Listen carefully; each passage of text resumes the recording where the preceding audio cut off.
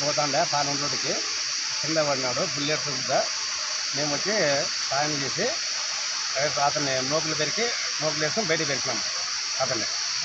అతన్ని కనపడలే ఊరే దాని నుంచి ఆడిపోతానంటే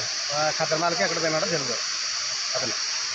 అవతలకి ఇచ్చినాము అతన్ని బండి ఆడిపోయింది బండి లోన్ నీళ్ళలో ఉంది చెప్పలేదా మీరు పోద్దండి చెప్పినాము పోతానే కానీ పోయినాడా మంచి పోతాలేండి బుల్లెట్ బండి కదా నేను పోతాలే అన్నాడా అట్లా